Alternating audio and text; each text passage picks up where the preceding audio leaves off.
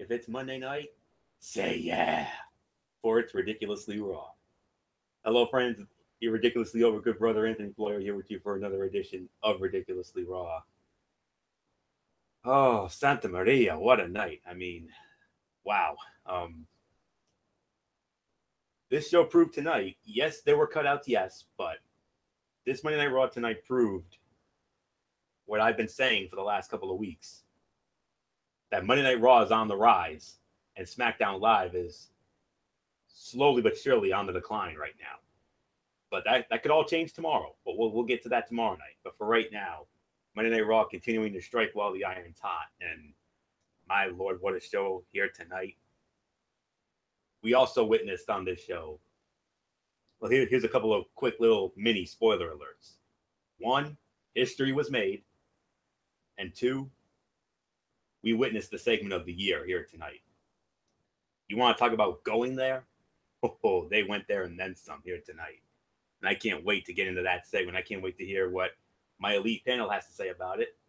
You know who they are by now. The host of the Cerebral Smack Talk, good old MF, Michael Fletcher. We've also got the first lady of the Wrestling Forum, the Twisted Angel, Dee Woodson. We have a fourth panelist, but he's running late as always. Our phenom, Michael Bullock.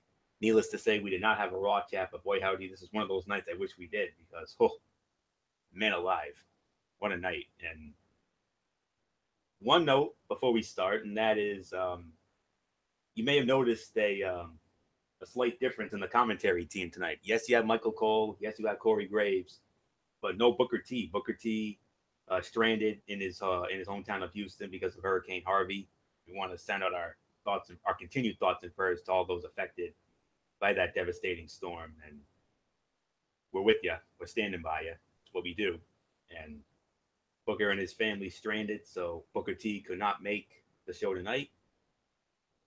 So filling in for him for one night only, I'm sure. WWE Hall of Famer and no stranger to Monday Night Raw, Jerry the King Lawler. And he was in vintage King mode tonight, and he did a great job. So great job filling in. And well, it was only fitting because Monday Night Raw was live tonight at the FedEx Forum in Memphis, Tennessee, exclusively on the USA Network as always. And let's not waste any more time, friends. Let's get right into this. And Michael Bullock will come in eventually, and when he does, we'll catch him up on what he missed. So here we go. We thought it was going to be an opening segment. You know, we had the Miz and the Maurice and the Miz Taraj in there. It looked like Miz was going to run his mouth, have a elongated windbag talking segment. He was then interrupted by the general manager, Kurt Angle, and there was a brief exchange, but Kurt Angle announced that there was going to be a 15-man battle royal, or as MF calls it, a battle royale. And the winner will challenge The Miz for the Intercontinental Heavyweight Championship next Monday night on Raw in Omaha, Nebraska. So there wasn't really much to the little verbal exchange, so we're just gonna put that to the side, if that's all right.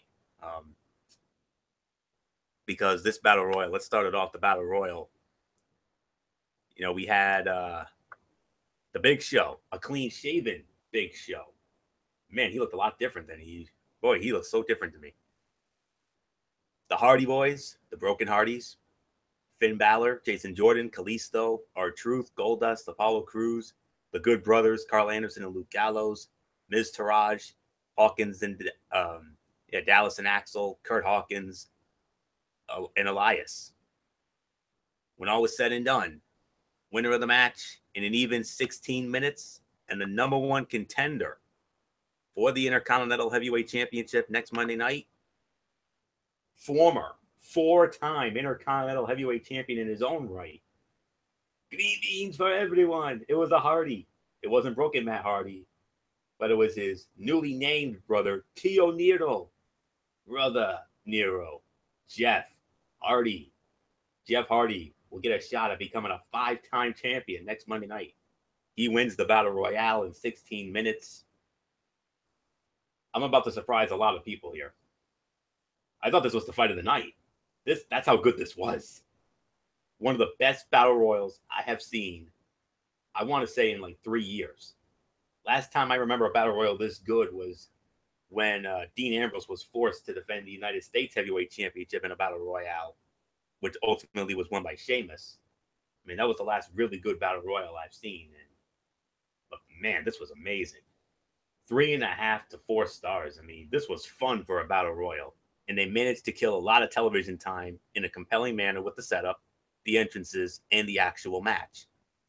I could do without the no disqualifications in a Battle Royal eliminations, but the Bray Wyatt elimination of Finn Balor is telling us that we know their feud's not over by a long shot. We're probably going to get them at No Mercy. Jeff going over was a surprise, and it'll be interesting to see if they intend to do more with him as a singles wrestler, or if whatever happens next week will somehow lead him back to teaming up with Broken Matt Hardy. I guess we can't completely rule out Jeff and a broken or woken version of Matt feuding just as they did in TNA when the Broken Universe was launched. We'll never forget the final deletion about a year or so ago. So, but man, I mean, I can't remember. I mean, it's like I said, first time in over 3 years. I've seen a Battle Royal that had exciting action, Shakespearean, and a rare touch of Shakespearean drama. I mean, I'll be honest with you. I thought Jason Jordan was going to win this thing. I really did. I thought it was going to be tailor-made for Jason Jordan to win it, but no. They give it to Tio Nero. Jeff Hardy wins it. And when a Hardy wins, you know what we do? It's green beans for everyone. Yes. And Jeff Hardy made 14 other superstars obsolete, if you know what I mean. And Brother MF is going to give you a little more on that in just a moment. But nonetheless, like I said, I don't care what you guys think. My show, I tell it like it is. Fight of the night for me. 3.5 to 4 stars. And one of the best Battle Royals I've seen in 3 years. Damn good Battle Royal. Wow. So color me surprised. Second time in 3 nights, color me surprised. First, the Mayweather-McGregor fight actually was good. Now this? Wow. Unbelievable. Good old MF Michael Fletcher, come on in. I know you got a little number you want to do for those 14 other obsolete mules, but like I said, one of the best Battle Royals I've seen in 3 years, and I know you're probably going to disagree with me when it comes to Fight of the Night, and that's fine, but I thought this was a damn good Battle Royal with a surprising outcome. Jeff Hardy? Wow. Okay, hold on. First off, no, I'm going to agree, Fight of the Night. I'm going to agree, best Battle Royale in a long time. No doubt about it, I'll give you that. I disagree with your rating.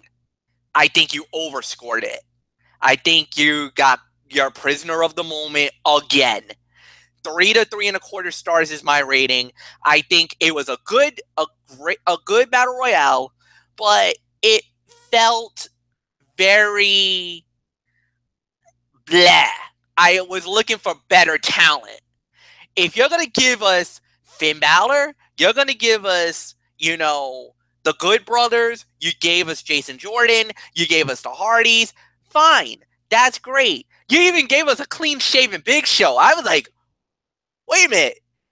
Big Show looks like King Kong Bundy. Did somebody go into did somebody go into Marty McFly's Back to the Future, grab the DeLorean and grab King Kong Bundy from like 1985 and planted him on 2017? What the hell is going on? So I was a little surprised with that. I'm a little upset that we're getting another Balor versus Wyatt. I think they should have left that dead and buried at SummerSlam. I'm sorry. I'm not looking forward to another battle with them too. Then I thought that they kind of rushed the last eliminations, going bang, bang, bang, bang, bang out of nowhere, which kind of also took a little bit off the rating as well. I'm happy Jeff Hardy won because I think having Jeff Hardy, a fresh face in the Intercontinental title picture, and that's another thing. The Miz was talking about, I need to bring relevance back to the Intercontinental title. Fair enough. I'll give you that, Miz. You got now a 4-time Intercontinental champion and a guy who is, I believe, well deserving of this opportunity. Don't get me wrong. I think everybody was saying, oh, it's Jason Jordan. He's going to get another shot. No. Jason is still young. Jason will have his opportunities. Just give him a chance. I mean, he went up against Finn Balor last week. You know, even though he lost, it was a good performance. Again, he got thrown into the fire. He did relatively well. I mean, as a matter of fact, he was in the final 2 when the elimination occurred. So he's right there. He's got to give him a little more time, a little more seasoning. And the thing is, Kurt Angle is giving him opportunities, but he's not giving him the tough love. He's letting Jason try to prove himself, which is a good thing, because that's also another thing that I like in the Angle Jason Jordan dynamic, is that I'm not going to give you, even though I could give you preferential treatment, you don't want me to, but I'm going to give you opportunities, and it's up to you to deliver in the clutch. Now, some nights you've been able to pull off, other nights not so much. Tonight, unfortunate break, but we got a new #1 contender, which is Jeff Hardy. And as many of you guys know, a lot of people were hinting that there was going to be a time where the brokenness was going to get broken up, just temporarily. Don't worry, guys, don't freak out. But they were going to have Matt and Jeff as opportunity guys to rise up in WWE. And really, WWE was really high on Jeff Hardy. Now, I don't think Jeff is going to win the Intercontinental title next week. I'm sorry, I don't. But for tonight and tonight only, and let's say this.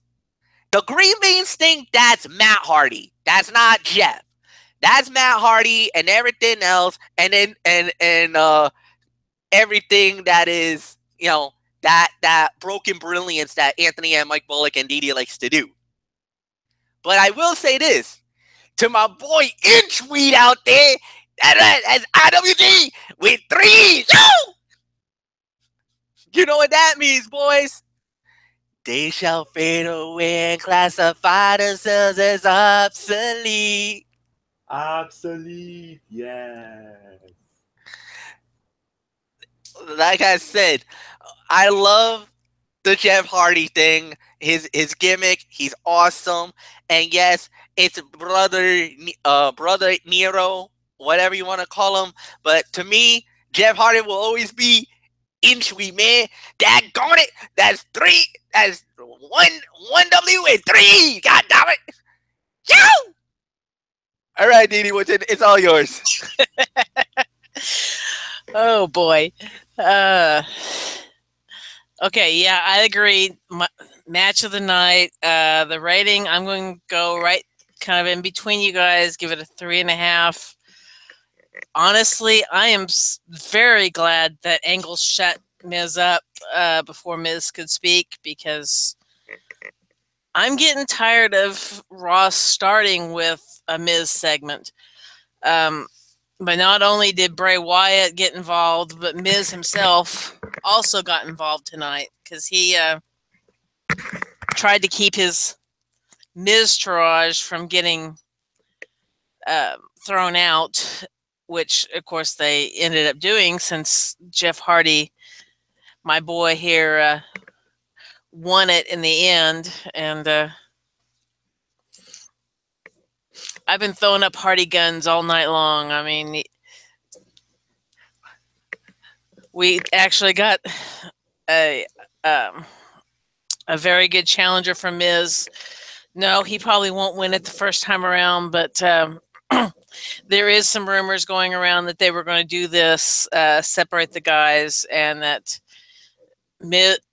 Jeff would be going after Miz, and maybe in the future possibly seeing Matt go for one of the higher up titles, but we'll have to kind of wait and see if that actually comes through or not. Like I said, right now it's still a rumor, but you know, I'll admit that, you know, I was a little surprised with some of the cast of characters that ended up in this Battle Royal, but in the end, the better man won. Yeah, I'm kind of with Fletch. Wasn't too crazy to see Bray come out. But yeah, apparently the feud is not over, and we had to put up with it a little bit longer. Big Show looking good. Glad to see that you were able to appear, even though you're one of the first 3 that gets eliminated. So, not much more I have to say about it. Congratulations, Jeff. And let's just move on. And of course, what's the ridiculously Raw without, well, cutouts. And, well, we got some cutouts, and here's the first one. Excuse me. The Cruiserweight debut of the Certified G and the Bonafide Stud, Enzo Amore. He went up against the Scottish Supernova, Noam Dar. Enzo Amore won the match in 3 minutes, and he actually used Gail Kim's Eat Defeat finisher for the win. I mean, the finisher looked bad with his foot sliding away from Dar's face before it was supposed to make impact. It will be very interesting to see if Enzo can give a boost to the Cruiserweight division, or if he will end up being dragged down by the uninspired booking like everyone else. So, no rating to a dud on that one. I mean, of course, Enzo Amore is now part of 205 Live, and I'll give you more thoughts on that when we get to my Tony's take on last week's 205 Live, and I'll give you a little spoiler alert. It'll be a much more positive review, unlike the show that went down 2 weeks ago here in Providence, where MF and Bullock left SmackDown Live and didn't even stay for 205 Live, and it's a good thing they didn't. But anywho, no rating to a dud, so we're just going to move on. But here's something relevant. We had your reigning, defending, undisputed Universal Champion Brock Lesnar and his advocate Paul Heyman. They basically cut a promo, and Brock Lesnar for one moment actually did something we're not used to seeing them do. He actually grabbed the mic and he simply said to Braun Strowman, "Suplex City, bleep." So you know how to fill in that blank. So MF, we started off with you here. Paul Heyman, Brock Lesnar, basically giving their thoughts. Of course, we know at No Mercy it will be Lesnar and Strowman for the Universal Championship, but Heyman and Lesnar with their chance to, basically have their rebuttal here. It wasn't really a rebuttal. It was really more a lot of praise and a lot of love for Braun Strowman. It was actually a really good promo to put over the number 1 contender for the Universal title. And that was, they talked about that Braun Strowman was the only one and he didn't get any help, and took out Brock Lesnar. And, the 2 spots where he put Lesnar through 2 announce tables, had him carried out of the arena, only for Lesnar to come back and win the fight.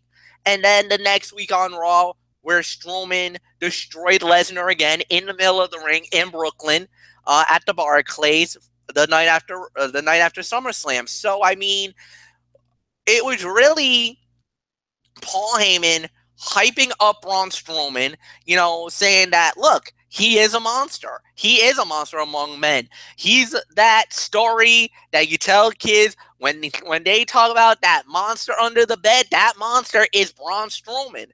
But, it doesn't matter what happened. We're going to keep fighting. We're going to keep battling. We're going to keep doing everything that we do in the past. And at the end of the day, it doesn't matter what you do, Strowman, because you, and before even Heyman could finish, Brock Lesnar grabs the mic, and basically, Anthony, you said it. Suplex City biatch. Now, I'm going to keep it PG, so that's the worst I can say. Unfortunately, I can't say the George Collins 7 words I can't say on TV, because I would be in trouble not only by Anthony Florio, but by the producers themselves. So, by calling him a biatch, I think that's the best of both worlds.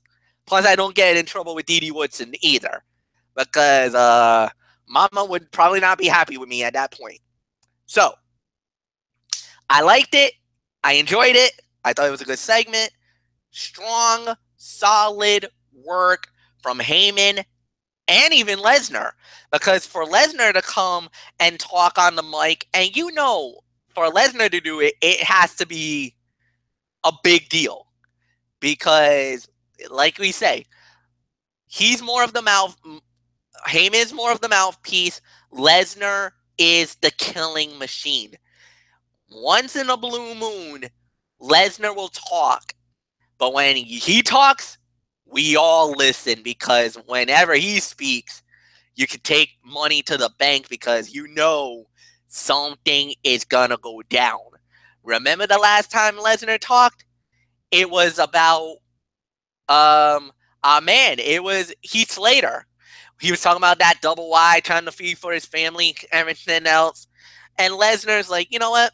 Come on, come back in. I want to talk to you, man, all right? I just want to talk to you. Then he turns and goes savage and just basically rip on Heath Slater and says, I don't give a damn about your kids. Whoa. Okay. Again, Lesnar leaves that indelible mark. He leaves an impact and leaves the people saying, uh-oh, he's back. The bad boy of WWE, Brock Lesnar, the reigning, defending, undisputed WWE Universal Champion. He's just that darn good. The baddest dude on the planet. Dee Dee Woodson, it's all yours, my love. Before I get into this, there's something else that I just remembered, going back to the Battle Royal. Jeff Hardy has a birthday Thursday. So this win was like an early birthday present for him, I guess you could say, because now here he is next week going up for that chance. But getting on now to Lesnar and Heyman, it was a good promo. Not the best of the night, but very good promo. As usual, Heyman running his mouth. And, of course, the surprise at the end of Brock Lesnar spouting out his few little words there. And, I think the point was made. But the question is where's Strowman? He wasn't even shown at all tonight other than in pre-recorded promos. So, are we going to have another rebuttal from Strowman next week? Or, what are we going to have expect to build this match up for No Mercy coming up? So, that's where my curiosity lays right now. So not much more I have to say about it. So I'm going to toss it over to you, Florio. It was an effective segment with Heyman building up Strowman and putting over what he did to Lesnar rather than downplaying it. However, the decision to move right on and hype other segments and then have an entrance made it feel more routine than it should have. I understand why they would want to cram in more hype right after Lesnar and provide a hook. But the Lesnar-Strowman match is the closest thing they have to a super fight. And they need to make it the priority and make it feel larger than life. So that's my little nitpick there. But other than that, effective segment as always. Heyman's always money on the mic. We all know that. But this is one time. Normally a Heyman segment's automatically the segment of the night. This is one of those times it's not. And it's the second best segment of the night, though. But don't worry. We're going to get into what not only was the segment of the night, but the segment of the year. Oh, my goodness. My sides are aching just thinking about the awesomeness to come. But we actually do have some business to attend to here. A couple of singles matches involving the top two tag teams on Monday Night Raw. Of course, we have the Raw Tag Team Champions, or the new champions, the newly reunited Shield, Seth Rollins and Dean Ambrose, who won the titles from Cesaro and Sheamus in that epic match at SummerSlam. Well, we had singles matches with all four men tonight, and we started off with the architect and the Kingslayer, Seth Rollins, as he went up against the Swiss Superman, Cesaro. Winner of the match in 10 minutes and 20 seconds, it was Cesaro. Off a distraction by Sheamus, and he got nailed with an uppercut, and that was enough for the 1, 2, 3. So Cesaro gets one over on the Kingslayer. So Didi Woodson, your thoughts on the first of our two singles tag team preview matches? I would say out of the two, I think this one was slightly better. I'm going to give it like a 2.5.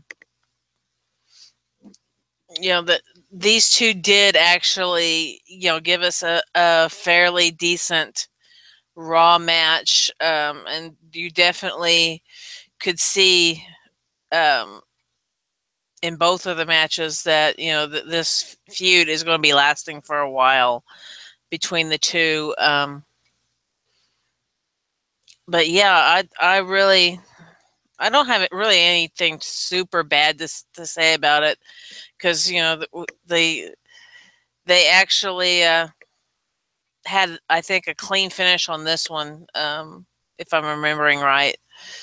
But yeah, Cesaro pulled it off to win this first one over Rollins, and not much more I had to say about it, so I'll toss it back to you. To me, this was the third best fight of the night. I'm going to give it a solid 3 stars.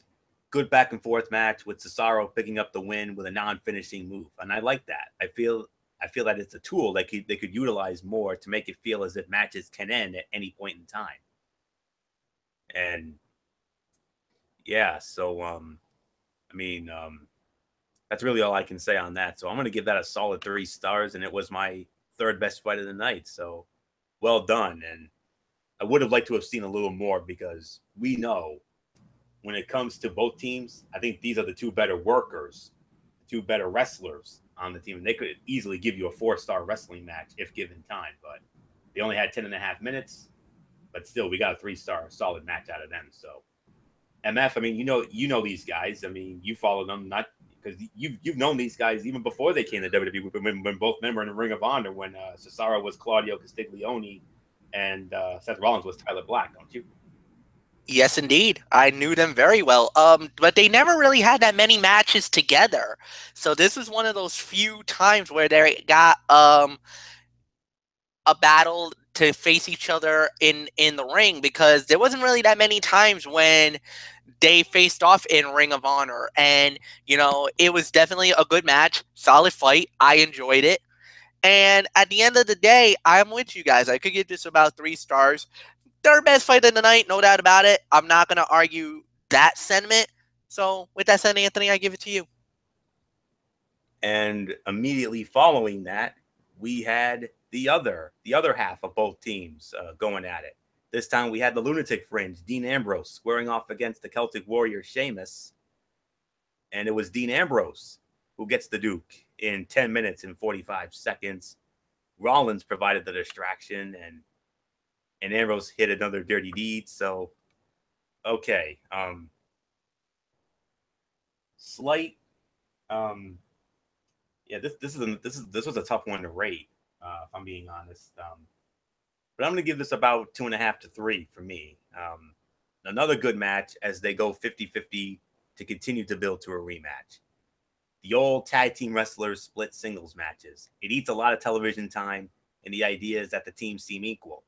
However, we saw it used with Sheamus, Cesaro, and the Hardys too recently for this to not feel a little formulaic at this time. So, I mean, solid match here, but I think by a smidge, I agree with Didi. I got to say the Cesaro and Rollins match was a little better, but this one was just as good.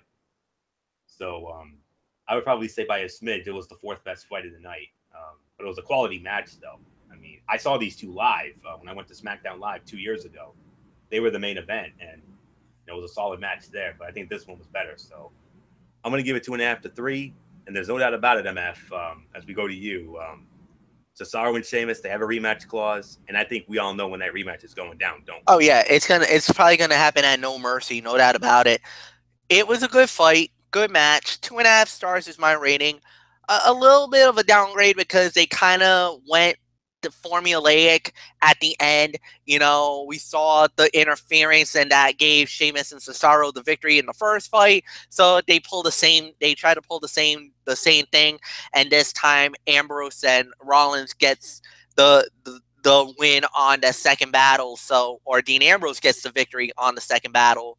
But like you said, it felt too it felt too formula-like, and that's not what you want in Monday Night Raw or any type of thing. You go to the well one too many times, you kind of get repetitive.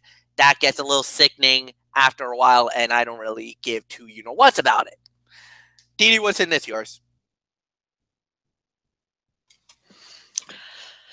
Yeah, not real crazy about the helping out in the end. You know, even though you know, these are the good guys compared to Sheamus and Cesaro, who are supposed to be the bad guys.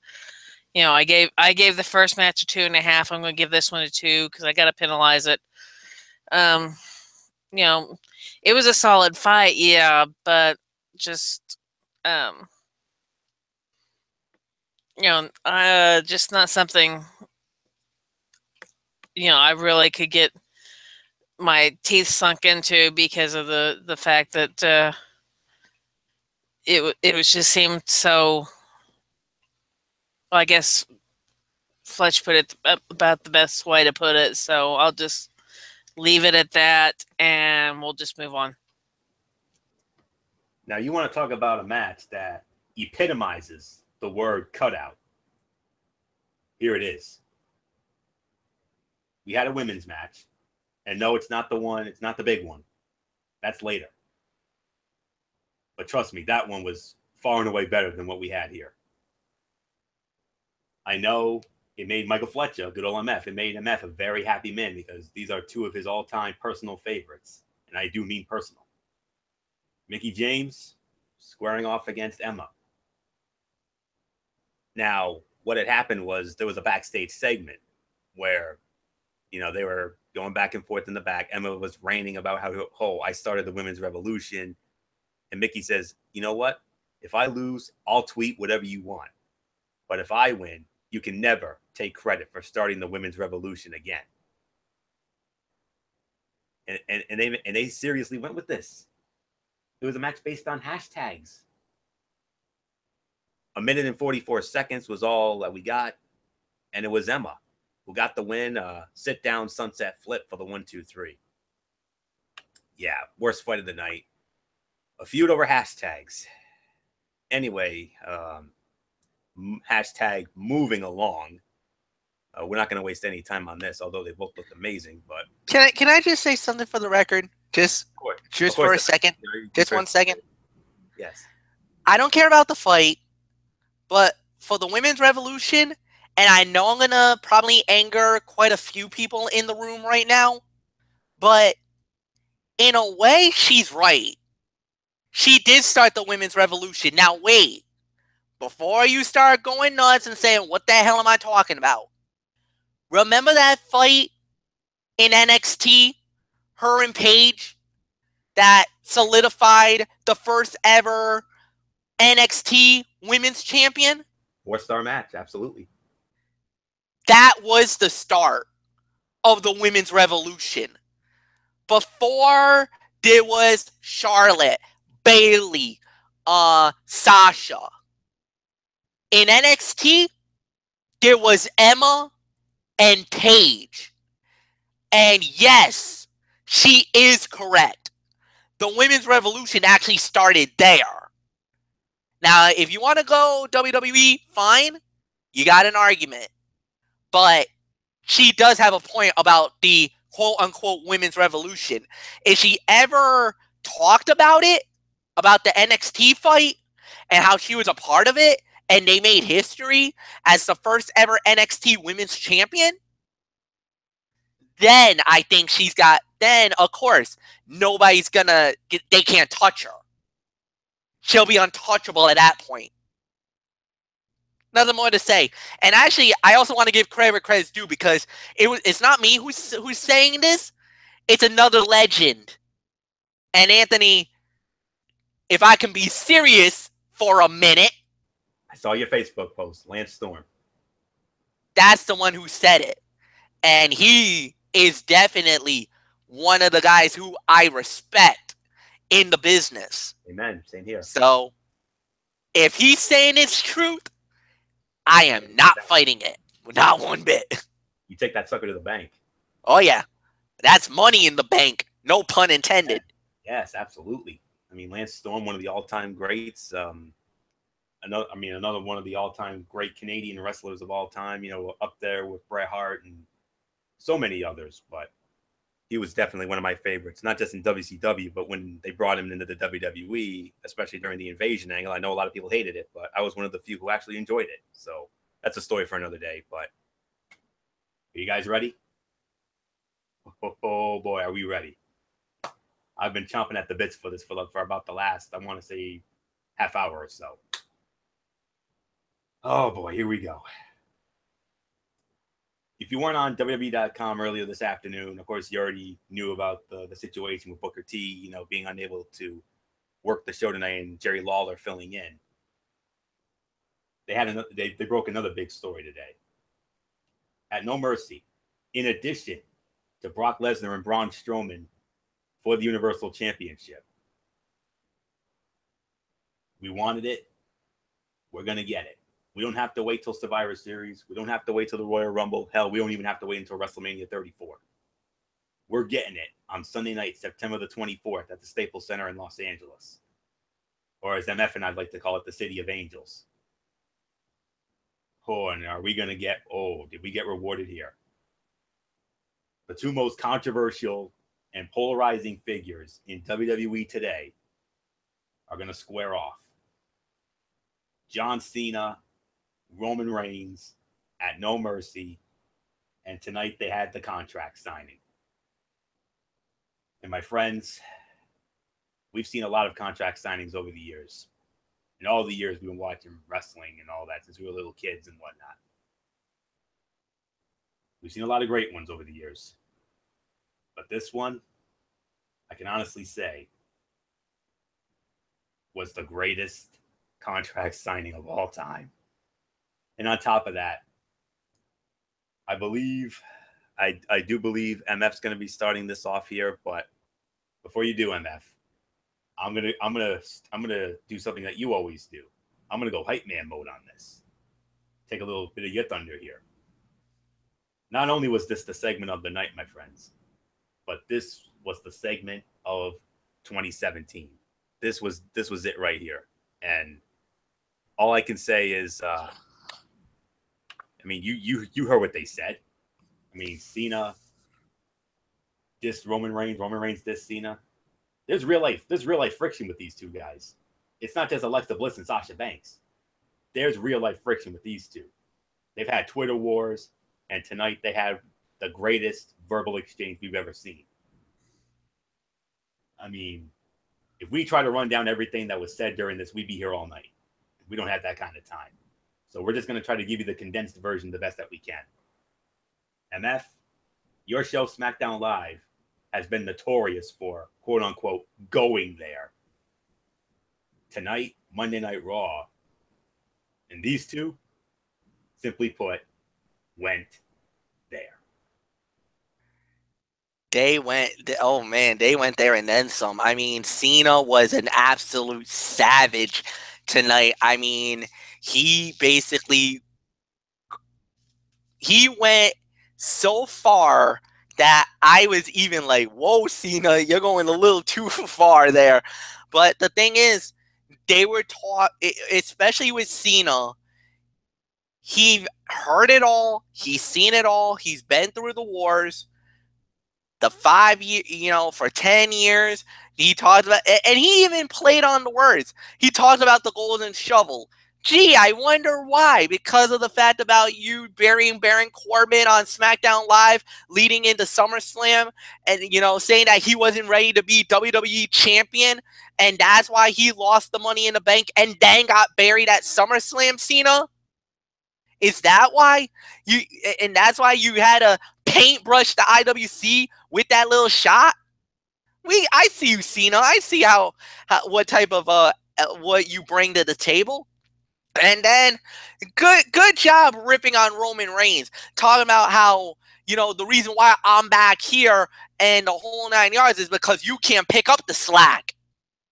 Well, IWC probably says the same thing about you too. So, you know, it's basically, it's a play on words. It's play on everything.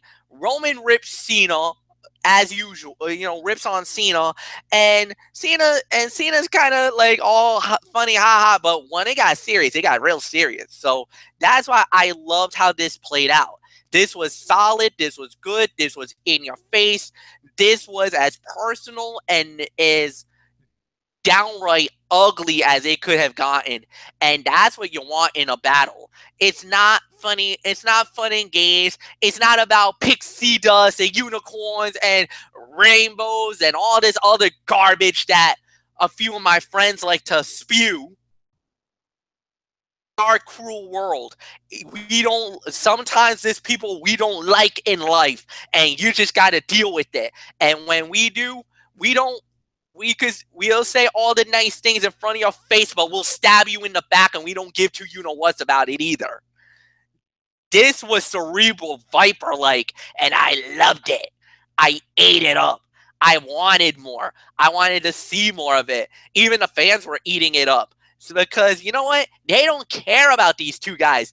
You both suck in the eyes of the IWC, John Cena and Roman Reigns. So what do you do? You play off the fact of everything that the IWC hate about you. You know, it's a good thing you brought up the factor about the golden shovel thing. And he's like, well, I wish, you know, if I would have had that, you know, that shovel and this and that, you know, why does everybody think I got this golden shovel? Well, I don't know, because you got the ear of Triple H, Kevin Dunn, Vince McMahon, and every other corporate kiss ass in WWE. Is that why we think you got the golden shovel? I don't know. You tell me. And as far as Roman goes, yeah. All right, Roman, you said stuff that is so predictable and so useful, and then Cena rips you and said that was the most meaningful promo you cut it in 5 years. Okay. Becky Lynch and I wish I had that Becky Lynch and Charlotte mean up right now, because damn, I was like, woo, man, that, yo, none of my business. But somebody call the fire department and tell them to put that fire out, because I think Roman Reigns is roasting right now. Cena just roasted him pretty bad. Actually, screw that. Get the marshmallows, get the chocolate, get the graham crackers, because Anthony, Dee Woodson, we're making s'mores right now. Roman Reigns is our flame. We could melt the marshmallows on him right about now. Cause yeah, there it is. Flair got it. Thank you, kid. Because whoo-wee, I needed that. I was thinking that too, but unfortunately, as much as I love the baby girls, I probably would not be doing tea. I'd probably be doing like either a Coca-Cola. I know Anthony rocking the orange soda, but we be doing the same thing, man, because damn, that was some coldness there. I don't know. This was excellent. It was very personal. It was solid. It was amazing. It was everything that I wanted it to see. Poor Kurt Angle, man. He just sat there and kicked back, and you know, in the back of my mind, I don't know how Angle just doesn't step in and stop this whole thing, like, because it was getting pretty vicious out there, and even there was a meme out there saying, "What have I gotten myself into?" Nah, Kurt, you got yourself one of the biggest fights in WWE. It's just the IWC does not like these two guys, but on paper, this is one of the biggest fights we're getting. And on top of that, we're not waiting for Survivor Series. We're not waiting for Royal Rumble. We're not even waiting for WrestleMania. This was an original WrestleMania plan. This was originally set for the Superdome in New Orleans for April, for March. And now we're getting it, what, almost 6 months ahead of us? If I'm you, Kurt Angle, I applaud you, my friend. I applaud you because this is excellent. I can't wait for this fight. I'm hyped for this match now. And I will say, yes, Monday Night Raw finally did something that was smart that SmackDown Live has been notorious for. Not only going there, but storyline progression. That was really good. I loved what I saw. Now, I didn't really care about the extracurricular after the fact, with, I don't know, something I like to call Anthony Florio because he is a nerd! But that's besides the point. Actually, no, Michael Bullock is a bigger nerd than Florio. What the hell am I talking about? I'm sorry. Right. I stand corrected. Thank you. I'm glad somebody finally agrees with me on that. Just saying. Well, we all know who Bullock is. He can't defend himself. He's not even here right now. But boy, when he finds out, he's our Byron Saxton, for goodness sakes. Yeah, what the hell? He is a nerd. What am I talking about? Anyway, but it was excellent. It was awesome. Dee Woodson's probably saying, "Oh my God, what the hell?" She's like, "Boy, just wait till I tell Bullock that you're calling him a nerd behind his back. You two should be ashamed of yourselves." Oh well. Too bad, so sad. Sorry, not sorry is what I say. It's all yours, baby girl. So was that the segment of the year, MF, in your eyes? Absolutely, yes. Okay. All right, Didi. Oh, goodness. Oh, goodness gracious. This is what we do. It's what we do, Didi Woodson. He's the Corey Graves. I'm the Michael Cole. Bullock's the Byron Saxton. We all know that. Oh. I guess I'm the Renee Young, I guess. I don't know. Oh, well. Doesn't matter. I was thinking more Charlie Caruso than Renee Young. But I will, oh, really? Okay. No. That's a good compliment. That's nothing bad. That's definitely a good compliment if you're getting called Charlie Caruso. Trust me. Oh. I think Florio will contend with that. That's nothing bad. Oh boy. Okay. Well, I can't say anything on the nerd comment because, of course, I haven't seen any of the three of these guys up close and personal since I live in Ohio and they're in Rhode Island. Although I can brag on the fact that I've known Fletch the longest out of all of them. So anyway, I think some of the high points for me out of this segment was the mocking bow that Cena did to Roman Reigns, saying that even him as a part-timer was still he was still doing more than what Reigns was doing as a full-timer. Bringing up the fact that Reigns, isn't doing too swift, and we all know Reigns does not cut the best promos, and I think the heat that was built in this one was Cena trying to bring the best out of Roman in a promo, and Roman still, I still would say he kind of lacked a little bit in this, but man, the heat between the two, very, very, very, very hot there. To the point that Angle was just sitting back there in the corner, just enjoying every moment of it. And, even was even brought into it with the You Chant Sucks. Cena brought up that not only, him sucking, but, the fans say that Angle sucks too, which is true. You hear that every time his song starts, and, you take it with a grain of salt, and, it builds that adrenaline up in them for them to come out here and do the do the matches night after night after night.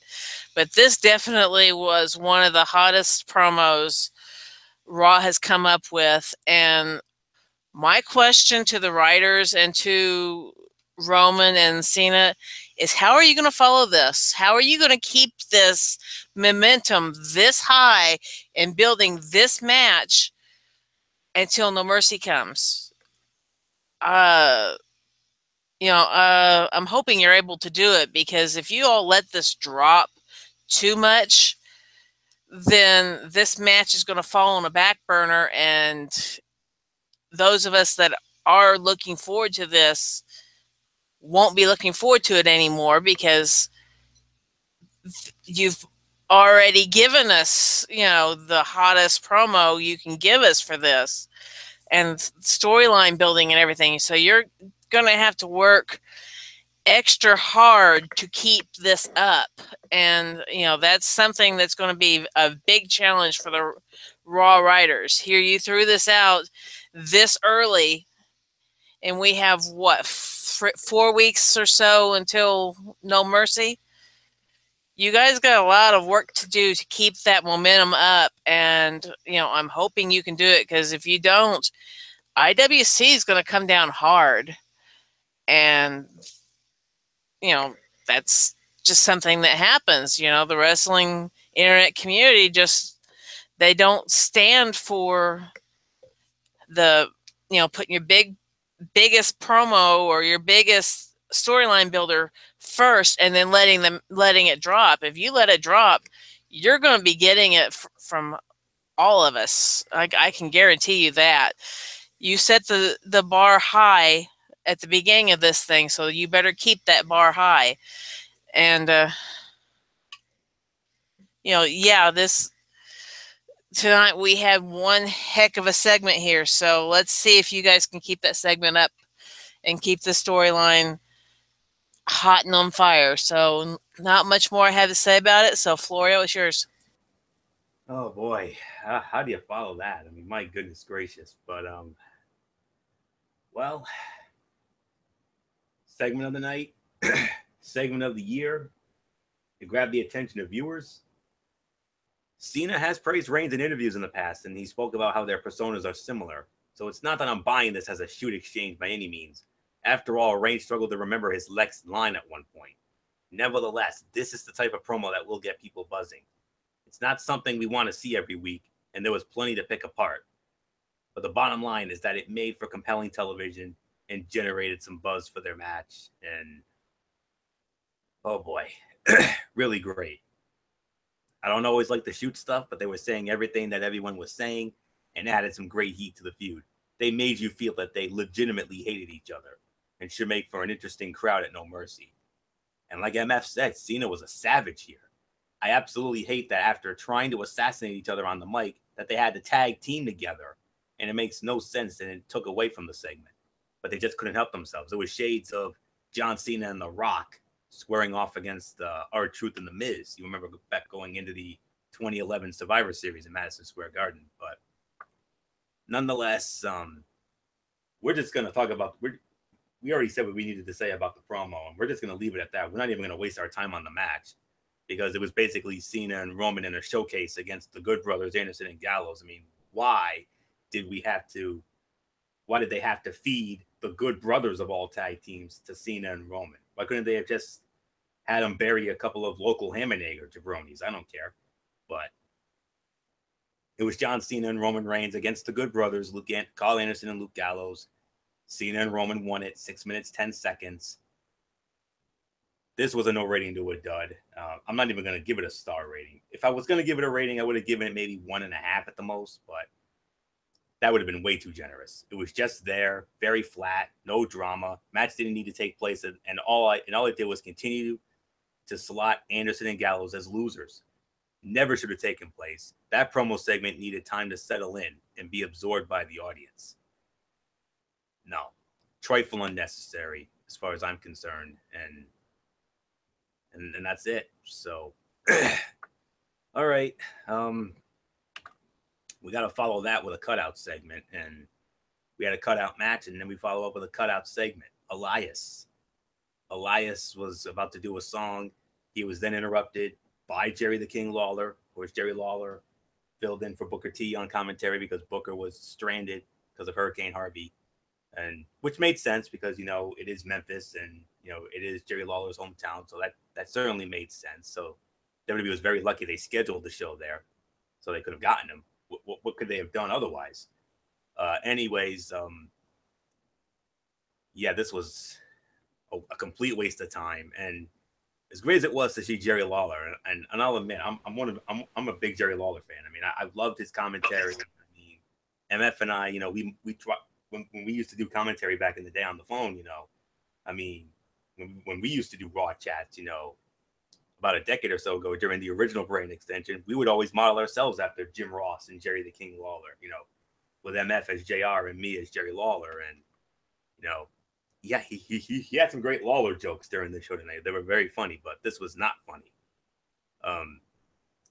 If anybody out there knows what this Southpaw Regional Wrestling is, I mean, I know you two probably follow it. I don't, honestly. I mean, I know it's a cult favorite. I know there's a lot of people who like it. I mean, I know our friend Luigi PS3 is a big fan of it as well. Shout out to Luge. Love you, girl. Jerry Lawler brings out Pelvis Wesley, which was Heath Slater dressed in Elvis garb. If the goal was to make viewers cheer for Elias, well, then mission accomplished. But I know there are some who get a kick out of Southpaw like these folks do, and honestly, I don't. And I really didn't need to see it float over to the actual television shows. So, yeah, that was another segment that I felt was a major, major trifle unnecessary. So we're not going to waste any more time on that. So let's get to the main event of the evening. Well, before we do that, we got Michael Bullock here. Michael Bullock is here. He has just joined us. And Bullock, another amazing edition of Monday Night Raw. I mean, one of those times where I really wish we could have had a Raw chat tonight, because there were some things during the show we could have had a lot of fun with. And what happened at the start of the show was one of those things. We had that Battle Royal. Michael Bullock, come on in, Phenom. We're going to catch you up here before we give you our thoughts on the main event. How about this? A 15-man Battle Royal to start it off. And in 16 minutes, Jeff Hardy won it. And it was one of the better Battle Royals we've seen in a long time. Yeah, I mean, I thought this was a really good Battle Royal. I mean, this was better than what I expected.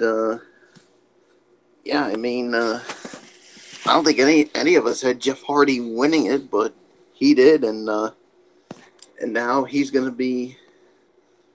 the #1 contender for the Miz's Intercontinental Championship. So if I had to give this a rating, what did you give this, Florio? I rated it between 3.5 and 4. MF gave it 3 to 3 1/4, and I believe Didi gave it about 3 1/4, 3.5.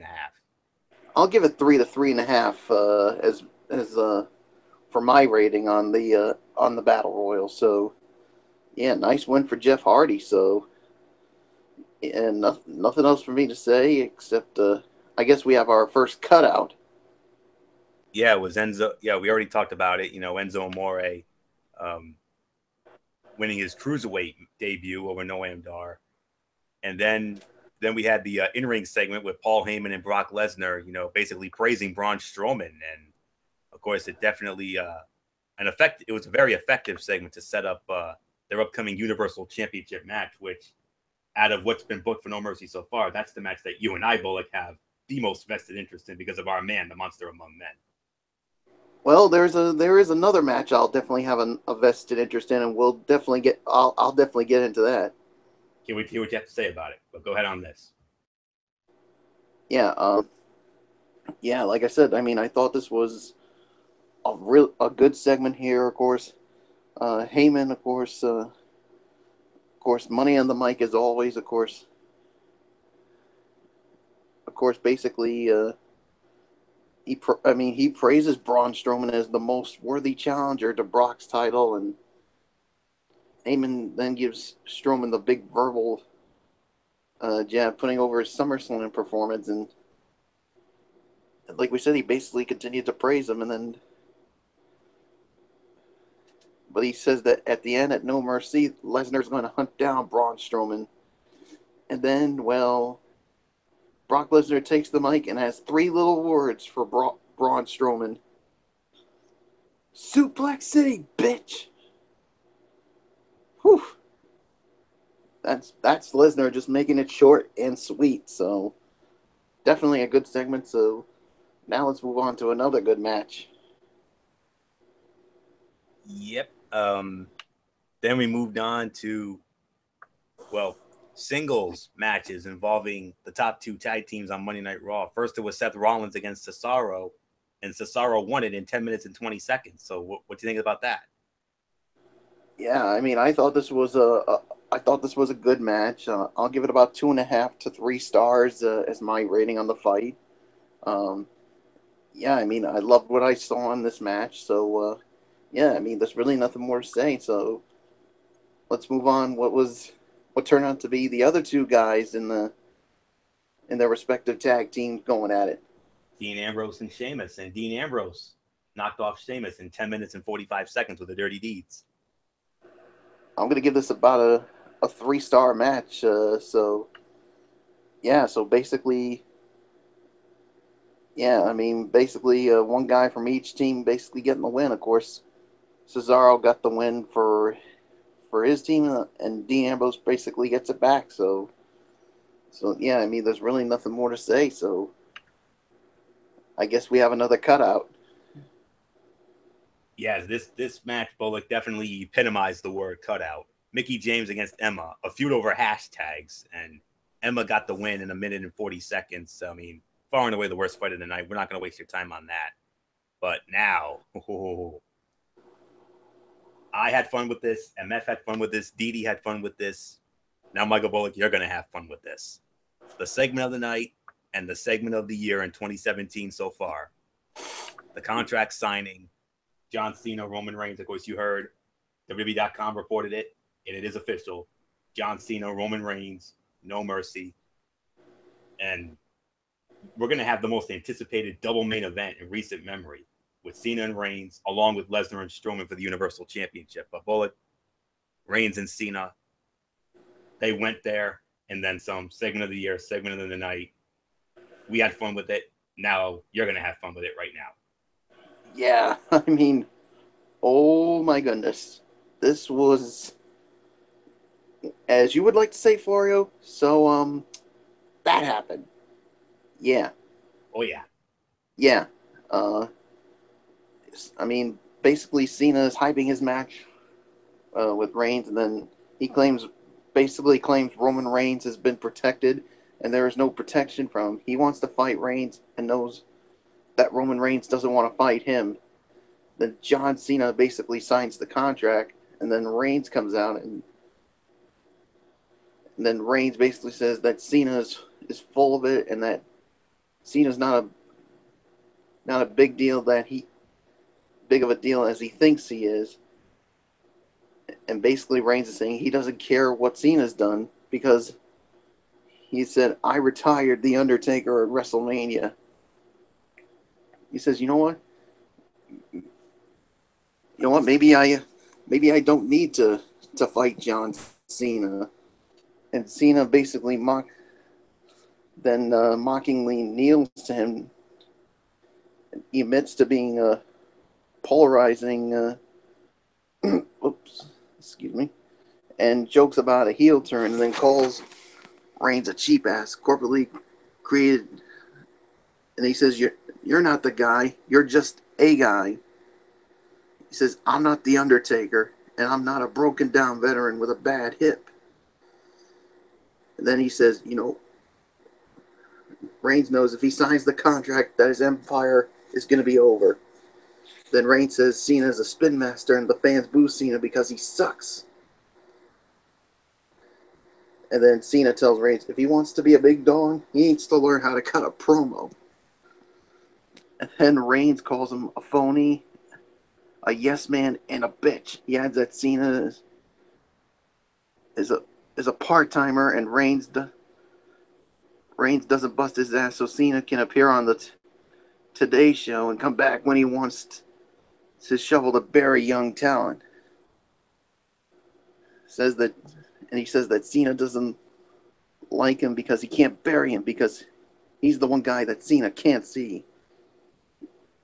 He won't lessen his legacy to be the next John Cena when he can be the one and only Roman Reigns. And then Cena fires back, calling Reigns a fool, and says that he is using the same material everyone else does, and is to blame Cena. Good job, Reigns. It only took you 5 years to cut a half-decent promo. And then he says people think he has some magical powers and golden shovel, but he's been hearing this crap for 10 years. Cena says he hasn't main evented Mania in 5 years. He opened SummerSlam, and he uses his U.S. title run to introduce new stars. You took the U.S. title as a promotion, and the only reason I'm here is because Reigns can't do his job. Step up or step aside. You heard that Reigns was the guy to keep up with him, and says he can do this part-time better than Reigns can do this full-time. And then Reigns signs the contract and then tosses over the table. And then, well, the Good Brothers show up, Gallows and Anderson, and says there isn't enough room for these egos, and says, you know what? You two are Good Brothers, and we plan to beat down a few nerds. Wow. Oh man, this was just awesome. I mean, I love this back and forth, and yes, they both went there. So, segment of the night, and definitely segment of the year. Nothing else to say except Florio. I don't know how we follow this. Well, we're not going to talk about the match, Paul, because we didn't talk about the match. We agreed that's a cutout because it was basically a showcase for Cena and Roman. Yeah. And it had to be at the expense of the Good Brothers, which really rubbed me the wrong way, honestly. But, it is what it is. And then there was a stupid segment. You had Elias in there and Jerry Lawler. Jerry the King Lawler was there tonight. He worked commentary, filling in for Booker T because Booker was stranded in his hometown of Houston. It was good to see him. Very good to see him. But this was the only thing he did that rubbed me the wrong way. Bringing out Pelvis Wesley from Southpaw Regional Wrestling, which is Heath Slater, dressed in Yes! Yes! I got a good laugh out of this, and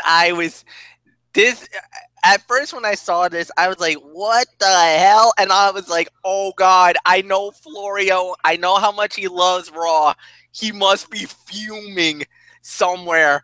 And I even posted on social media. Oh, it was true. It was damn true. I mean, yeah, that was an absolute waste of time segment, even though it was done really to get Jerry Lawler some hometown heat because, it was in Memphis. So, yeah, I know WWE was counting their lucky stars saying, thank goodness we were in Memphis because who else could we have gotten to replace Booker for the night? So, luckily you had Jerry Lawler there. So, definitely that worked out. But now let's get on to the main event. Bullock, you're all caught up now. So, it was the Raw Women's Championship on the line. Sasha Banks, the Boss, defending the title against Little Miss Bliss, the 5 Feet of Fury, Alexa Bliss. Winner of the match in 14 minutes and 3 seconds. And once again is the new Raw Women's Champion, Alexa Bliss. But wait, there was more. Nia Jax, we thought was going to come out to celebrate with Alexa Bliss because we all know they're very close in real life. And Nia Jax turns on Alexa Bliss, basically did what Batista did to Randy Orton. The only thing, we didn't have a thumbs down. We didn't have Triple H give it a thumbs down or anything. Nia Jax just did it herself. She drops Alexa Bliss, and Nia Jax holds up the Raw Women's Championship as the show goes off the air. So, all right, Didi Woodson, it's only fitting we start this with you here. How'd you feel about the main event? How'd you feel about everything that unfolded here? Well, I can definitely say that the aftermatch was a bit of a surprise, although in my house, were sitting there saying, "Nia, let's slam her. Nia, do it. Come on." Um, don't be the little. How can I say this nicely? The little, like a puppet. Yes, that sounds better than what I was going through my mind. So yeah, better than being the little puppet for Bliss, being the one that does all the hard work, so that Alexa can come in and just take all the glory and say I did it when she didn't do it, and all that jazz stuff. But the match itself, it was clean. It was very good. For out of the two, it was definitely the better of the matches. Definitely going to give it a 2 3/4 stars. I really was impressed with the match, and even though Bliss is referring to herself to the term that I really do not like. I mean, this really having Nia come in at the end and take care of business, kind of put the exclamation point on it, saying that no, you're not. So, because you still have her to contend with, because that was the only reason they became friends, is because if Bliss had Nia in her back pocket, she wouldn't have to face her for the title. Time's up. It's time for Nia to actually step up, get her chance. Because we all know, Nia and Roman Reigns are all related to The Rock, and it's time that she gets her chance to follow in that Samoan footsteps that Roman's doing right now, The Rock has done, the Usos are doing over on SmackDown, and even going back into the further back than The Rock, you had his dad, his grandfather, all these people from this family, and now here is her chance to step up and take that limelight of taking the big title, just like Roman and The Rock and all them have done, and the Usos with their tag team titles. So it's time she comes up and actually is able to say, "Hey, look at me. It's my time. It's time for me to shine and not be, the little puppet in the back pocket of Little Miss Bliss, who basically doesn't know how to have her own identity, since she's the Harley Quinn of WWE right now." So not much more I have to say about it. Florio, I'll toss it to you. What's your star rating on that, Didi? 2 3/4. Yep, I'm right there with you. 2 3/4 to 3 is my rating for this. Entertaining match with another oddly short Banks title reign. I'm not sure if there's more to the story in this case, or if they think there's some odd interest in Banks winning the big one, yet failing to follow it up with title defenses. I mean, it was a pretty good match overall, but due to the lack of heat, it kind of felt like a 205 Live main event for some reason. I'm not a fan of Banks failing to retain again, or the quick title change for no real reason. It's been happening way too much as of late. So we're either going to get Alexa Bliss versus Nia Jax straight up one-on-one, or it's going to be a triple threat with Sasha Banks involved, most likely at No Mercy. So that's really all I can say on that. So congrats to Alexa. She wins again. It makes her, I believe she's now an overall 4-time champion. I believe she was a 2-time SmackDown Live. Yep, 2-time SmackDown Live Women's Champion, and now a 2-time Raw Women's Champion. So, man, she certainly is the crown jewel on the main roster. There's no question about that. That is until a certain Empress of Tomorrow comes. So that's all I can say there. So 2 3/4 to 3 stars. MF, I mean, what do you make of this? It doesn't make any sense. I don't understand why they made Sasha a transitional champion. to win the title at SummerSlam only to lose it 1 week later.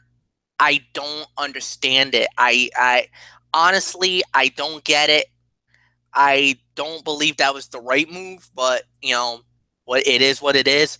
But I am compelled about what the future may be for Alexa now, because now it looks like she's got Nia Jax after her, and the 5 Feet of Fury is going up against one of the biggest, strongest, powerful women on the Raw roster. And if this is the case, I know they might try to push Alexa to win to really cement her, but I'm sorry, guys. I think it's time that Nia Jax becomes champion. This is the moment that even WWE fans have been waiting for, to see Nia get her opportunity. Now, the thing I want to know is, who are they going to place as the face? Who's going to work as the heel? Because that's going to be the big question. Are they going to try to make Alexa a sympathetic figure? Because, man, that was quite a fall she took. I mean, it's one thing when you're up in the air and you come down. But remember, she's like 5 feet of fury. And you know the height of Nia Jax. Nia is about what? About 5 feet, like 5'10", near 6 feet. And that was a brutal landing where she fell. Like that was at least a good 10, 12 feet up. And she came crashing down on the mat, man. That hurt. I think I love the commentary from Jerry Lawler and Corey Graves. Jerry's like, what just happened? What happened? Corey Graves is like, King, are you blind? You didn't see what happened? I'll tell you what just happened. Nia Jax just backstabbed the goddess. Well, hey, did backstab, whatever. The fans were eating it up. A lot of people were yelling, yes, yes, yes, yes, yes. I mean, the lasting image is Nia Jax holding that Raw Women's title high over her head. She wants the belt. She's looking for it. What are you gonna do? What are you gonna do, princess? Now you gotta really try to formulate a plan. But you got a brilliant mind. You're devious enough. I think Anthony's ex-future wife is could definitely pull something off. I hope so, because now you got a mountain to climb on this one. It isn't just a little rivalry that you have with Sasha Banks. It isn't little Bayley that you gotta agree with, where you're equally about same size, same height, and everything else. No.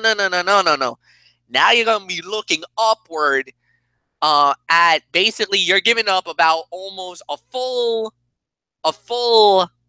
foot in height, and normally there's always that saying, you never talk about a woman's weight. That's always a major no-no with guys. But honestly, you're talking about maybe 50 to 100 pounds giving up Nia Jax to Alexa Bliss. So, I mean, we don't need to know the numbers. Because like I said, that's one thing that us fellas never, ever, ever ask a lady. Never ask about their weight. Never. If you want to be on their good graces and don't end up in the doghouse or even in Dee Woodson's woodshed with the checkered apron type bit, yeah, don't talk about a lady's weight. Never go there. Major no-no. But that would be just one thing that I would say. Alexa, you really, really, really. Oh, age 2? All right. And now I actually did not know that, Dee. That's good for me to know. Good for us fellas to know. Don't talk about their age either, I guess. Dee wasn't just confirmed that on our group chat. So cool. All right. So Michael Bullock, I give it to you at that point. Oh, by the way, I want to give this fight 2.5 stars. Yeah, I'm going to give it about 2.5 to 2 3/4 of a star. I'm once again Sasha Banks with another short reign as Raw Women's Champion. I mean, that's the only thing I really don't like right now. I don't know why they keep having her win the title 1 week and then have her lose it the following week. I just do not get it. But yeah, Alexa Bliss gets the title back, and Nia Jax Alexa thought was going to celebrate. Well, Nia Jax spoiled the party, so I'm thinking maybe at No Mercy we could get Alexa Bliss and Nia Jax for the Raw Women's title, or maybe a triple threat with Sasha Banks in there. So we'll just have to wait and see. So 2.5 to 2 3/4. Florio, I give it to you.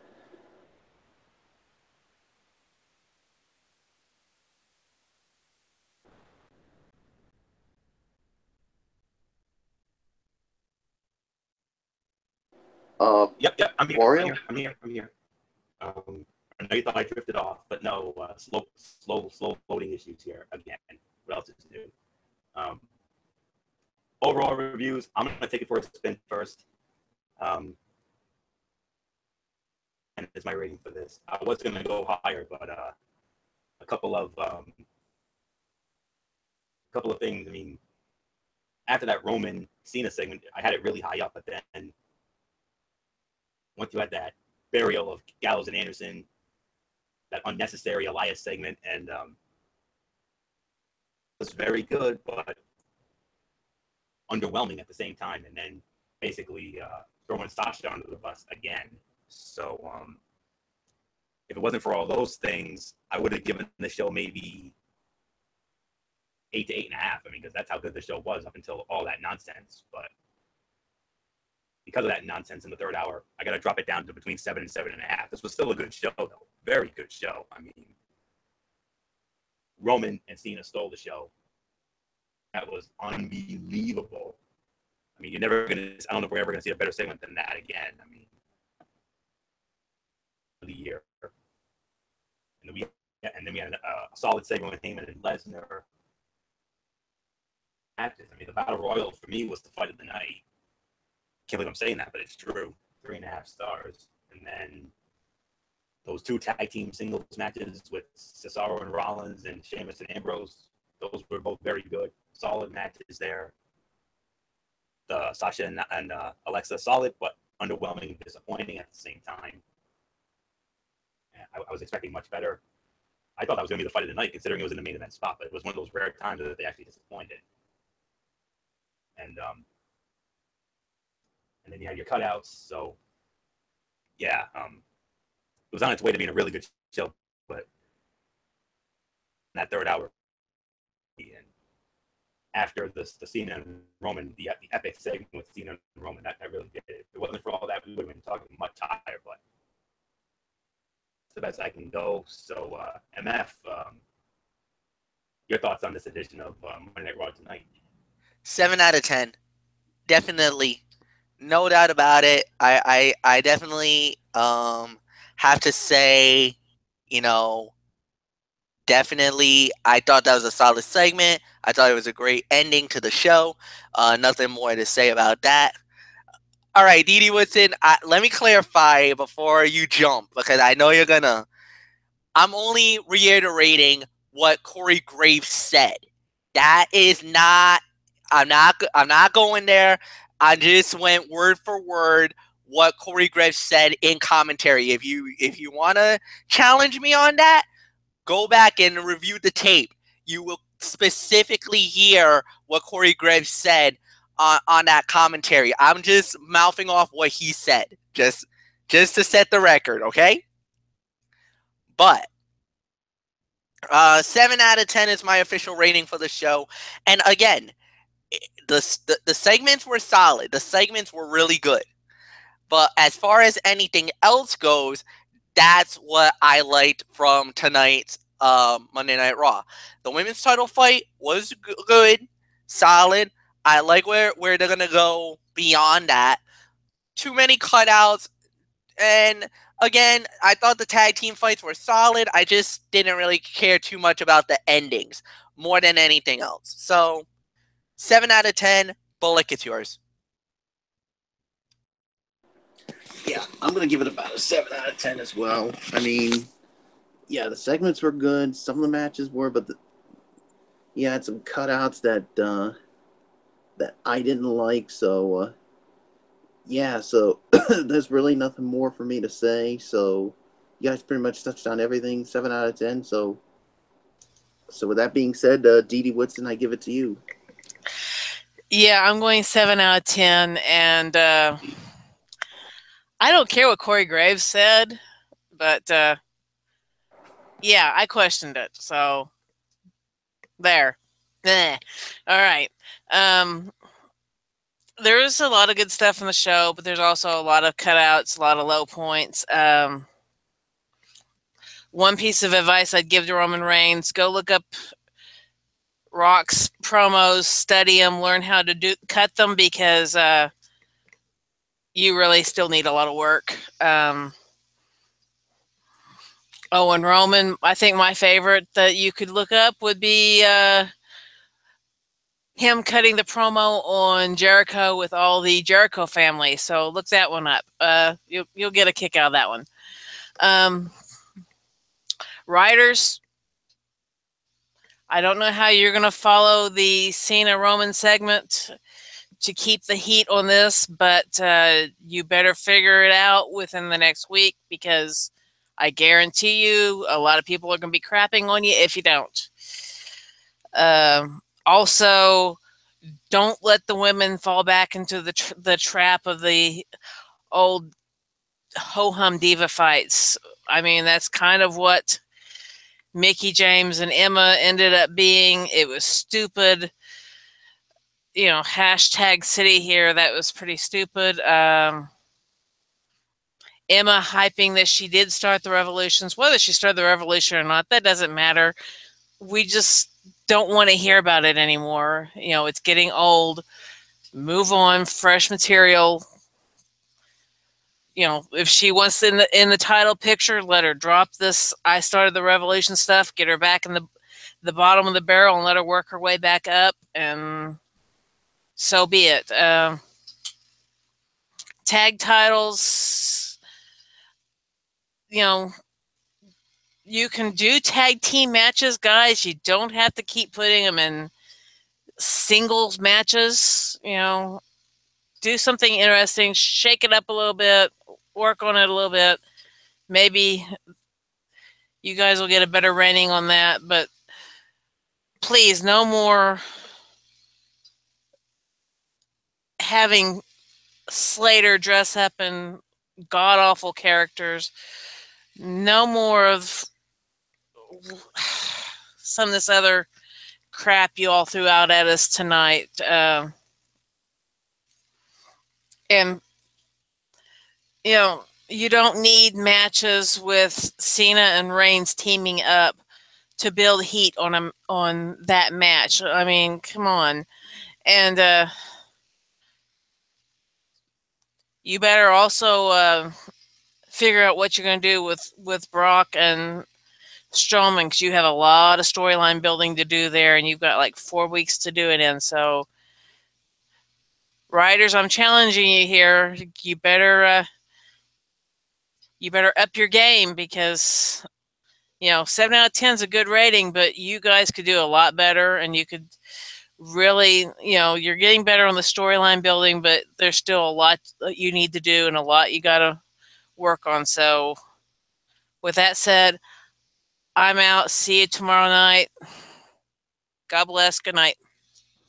All right. God bless to you, Dee Dee, and we'll see you tomorrow night for the Cerebral Smack Talk over on MX channel, Braves Fan 95. And yeah, very one last piece of business to do on this edition of Ridiculously Raw, of course. And if you notice the date, 8/28. Excuse me, 8/28. You notice the date. 28 years ago tonight, SummerSlam '89 took place from the Meadowlands in New Jersey. So yeah, very interesting Monday night indeed. So, but let's get into 205 Live. And I'm going to tell you right now, guys, this was a much better show than the show that was here in our neck of the woods of Providence a couple of weeks ago. And I actually gave MF and Bull the credit for actually leaving the show and not staying for 205 Live, because they would have been in for a rough night. But this was a much better show. And started off with a tag team match: Cedric Alexander and Grand Metalik against Tony Nese and Drew Gulak. And it was Cedric Alexander and Grand Metalik winning the match in 7 minutes and 42 seconds. Even though it was only 7:42, I'm actually going to give it 3.25 stars. It was a good and fun match to kick off the show, kept a good pace, and I feel it was the kind of thing that they need more of on this show. Alexander gets another win and gains momentum as well. So, an all in all for a win. And then the only real meh segment of the night, a gentleman's duel with Jack Gallagher and Lee Brian Kendrick. It's been the weakest part of 205 Live as of late. The Kendrick promos have been painfully bad, but at least we're getting a possibly feud-ending bout next week, because next week, or I should say tomorrow night, it's going to be Kendrick and Gallagher in a no disqualification match. I got a good feeling about that fight for some reason. And in the main event, of course, the big one, the Cruiserweight Championship rematch. Adrian Neville, Akira Tozawa, winner of the match in 16 minutes and 17 seconds, and still the Cruiserweight champion, Adrian Neville, with the Reigns of Saturn. 3 3/4 to 4 stars. Very good main event. It was their best match overall. Neville being focused on destroying the previously injured arm, and then Tozawa missing the senton, leading to the finish work perfectly. Also a nice nod to how Neville lost the belt as he missed the Red Arrow, allowing Tozawa to take advantage. I like these finishes because it shows that the mistakes mean something. And then, as Neville was celebrating, he was interrupted by Enzo Amore, did his usual stick, and that was it. So, 7 out of 10. Good episode of 205 Live last week with 2 matches that were worth your time, set up for a match next week, and the 205 Live debut of Enzo Amore. He'll either be a disaster in the ring, or he's going to learn to work by working with some of the really talented guys on the roster. And that move has been rumored for a while now. And another match that was announced for tomorrow night on 205 Live, 6-man tag team match. It's going to be Enzo Amore teaming up with Cedric Alexander and Grand Metalik. And they're going to square off against Noam Dar, Tony Nese, and Drew Gulak. So that should be a good 6-man tag. And then throw in the no DQ match with Gallagher and Kendrick. We could have another good show tomorrow night. So definitely looking forward to seeing how it all goes down. Now let's get on to Impact Wrestling. 1 week removed from that very disappointing Destination X show. We started it off with, well, there was a videos. They had this little vignette with Cornette and the guys who were in the Battle Royale. First match of the night, it was OVE against the Heat Seekers. OVE wins it 3 minutes and 20 seconds. 1 3/4 stars. Solid little match. It was exactly what it should have been the week before. OVE running through their opponents, hitting all of their moves and dominating. Overall, good segment. And then we had an in-ring segment. Taryn Terrell. Yes, MF. Taryn Terrell is back. I swear I could hear Gurren from a mile away when she interfered in that Sienna Gale match from Destination X. But Terrell cut a promo and basically called out Gail Kim, and then Gail Kim came out and they went at it, and it was all right. It gave us some follow-up to last week, but Taryn Terrell's promo wasn't exactly good. And then they did another vignette, and another one of MF's favorite ladies is on her way to Impact Wrestling. I mean, you already know John Morrison's there, Johnny Impact. Well, his fiance, MF, one of your personal favorites, Talia Victorine. I know how much you love her. She's on her way to Impact Wrestling, and I know it's going to make MF very excited. I know how high MF is on Talia Victorine. And the fiance of John Morrison, or as they're calling him in Impact, Johnny Impact. So, yeah. So if you haven't seen her in Lucha Underground, she's something. So I'll tell you that. And then we had this segment, Grado, Joseph Park, We thought it was going to be a good buy for Grado. You know, this whole deportation angle because he's from England, and then Laurel Van Ness actually changed her look, and she looked amazing. Whoa! Oh my goodness, she was stunning. Yeah, let's just say my heart skipped a beat during that. And well, I'm not a big fan of the angle, and I don't think it's been good, honestly. But it was interesting to see Laurel finally out of her funk, and I'm waiting to see where it goes. But as far as this segment, I didn't find it particularly good. I felt that the acting was a little poor. There's also some great humor in Grado marrying a Canadian in order to get U.S. citizenship. Okay. And then we had the big one, the gauntlet for the gold for the GFW championship. Eddie Edwards was number 1. Eli Drake was number 2. Mario Baccara was 3. Eddie Kingston 4. Braxton Stewart 5. Standby wrestler Richard Justice was 6. EC3 was 7. Congo Kong 8. Suicide 9. Mahabali Shira 10. Chris Adonis 11. Phantasma was 12. Johnny Impact was 13. Garza Jr. 14. Falaba 15. KM 16. Ishimori 17. Bobby Lashley 18. Moose 19. And Low Key 20. When all was said and done, the winner of the match in total TV time, 52 minutes and 25 seconds, and the new Global Force Wrestling Global World Heavyweight Champion, Eli Drake. Yes, Eli Drake gets the win. I can only give it 3 stars. It was far from the best gauntlet match the company has ever done, but I found it to be a fun and entertaining match. Closing stretch was well done and no BS finish. Drake won clean and starts his run off the right way, surviving the entire match to prove himself. I'm not sure if Drake is the guy or not, but I really appreciate the fact that they took the chance to find out. He's felt close to getting to the top several times, but the company would always pull back and go in another direction. They could have easily gone with a former champion like EC3 or James Storm or Bobby Lashley or maybe even Eddie Edwards or a new face like Johnny Impact, but they took the chance, and why not? El Patron wet the bed for them. They're in a huge transitional phase as they remove old talent and bring in a bunch of fresh guys, and no offense, it's not like Drake will tank the ratings. Color me interested. 6.5 out of 10. New GFW champion, and he's a fresh face to the scene. You know how I am about that. Many fans of the company have been vocal for a very long time that they want Drake to get the big chance, and it's here now. And even Drake himself has been very vocal that he thinks he can run with the ball, but he's never had the chance. And now is the time to take a chance and take risks. Company and its roster are in a state of flux. Throw some new stuff at the wall and see if it works. It's better than doing the same old stuff. First hour was fine. Second hour was good. So 6.5 out of 10. Coming up this week on Impact Wrestling, Eli Drake's going to start the show with his championship celebration. He's going to get interrupted by Eddie Edwards, Johnny Impact, Jim Cornette. And Jim Cornette's going to set up a tag team match with Eli Drake and Chris Adonis against Johnny Impact and Eddie Edwards. If Eli and Adonis win, then Eli does not have to defend the title against either man. But if Edwards or Johnny wins, whoever scores the pin gets the title shot. So remember that. Grand Championship match on the line. Ethan Carter III against El Hijo de Fantasma. OVE will go up against Mario Baccara and Falaba. Petey Williams against Caleb Conley. I'm looking forward to that X Division bout. Congo Kong against the standby wrestler Richard Justice. Low Key against James Storm. And then that tag team match with Eli Drake and Chris Adonis against Eddie Edwards and Johnny Impact.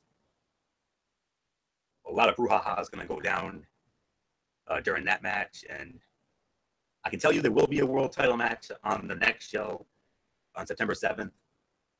But it's not who you think it's going to be. It's not who you think it's against. So I'll leave you with that. So that's Thursday night at 8. Op Television. Check it out. And that's it, guys. Ridiculously Raw in the books for this week. We want to thank you all so very much for tuning in. We're going to do our quick shout out. So Bullock or MF, whoever wants it first, take it. And I've got some very exciting future content.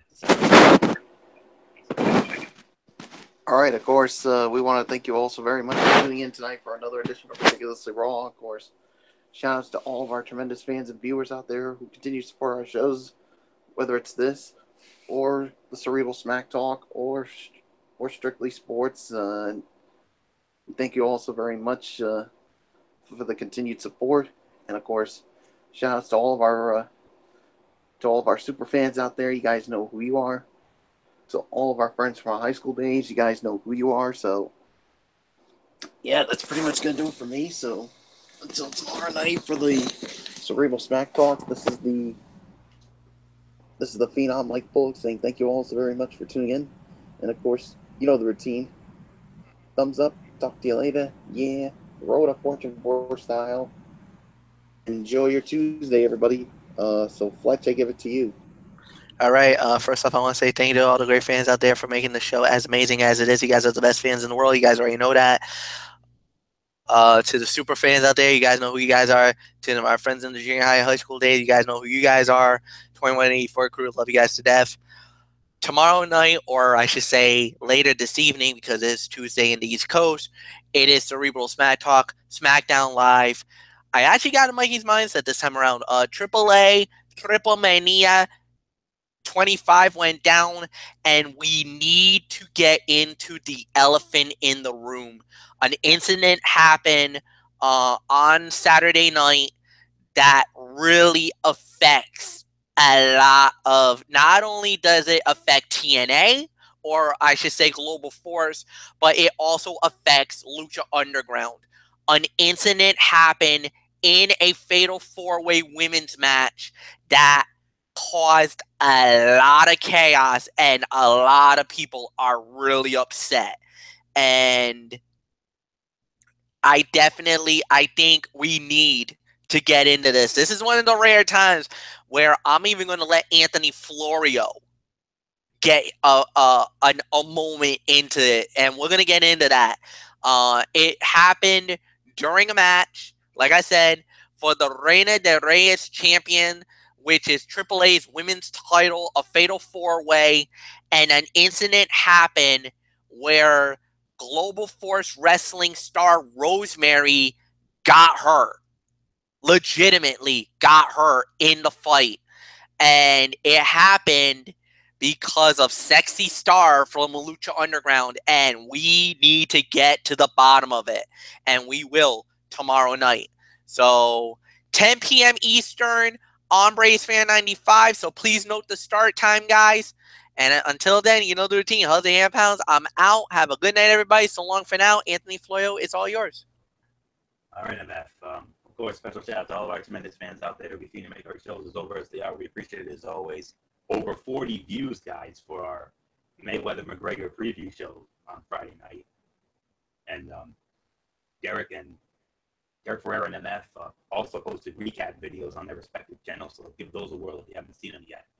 I already saw both of your videos, and you guys did a great job as always. You are the best fans in the world, and we got decent view counts on both videos, so we're all very happy about that. Of course, special shout out to all of our tremendous fans and viewers out there. We continue to make our shows as over as they are.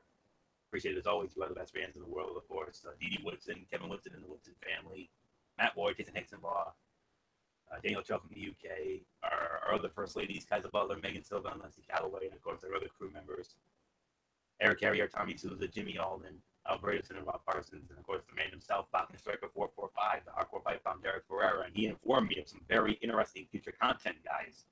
He messaged me during the show, and I'm going to get into it in just a moment. Okay, future content coming up. Tomorrow night, 10 o'clock, immediately following SmackDown Live, we're going to have the Cerebral Smack Talk with MF.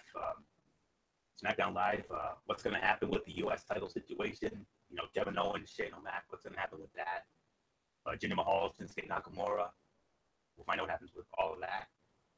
And then that Mikey's mindset with the Triple Mania. And yes, I'm actually going to have a statement. I do have a thought I'm going to share with you all tomorrow night.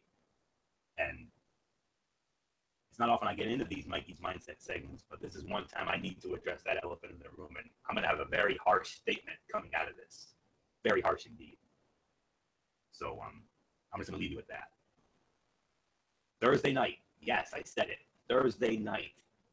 Gentlemen, it's back. Are you ready? College football Thursday. It's here now, boys. Are you ready? Thursday night, we're going to kick off the college football season. You know how we do it. We're only going to give our picks. There's going to be no power poll because, you know, it's only week 1. So the following week we'll do that. But There will be no power rankings, power poll, what have you. We're just going to preview the top 25 games. 2 headliners. Michigan against Florida.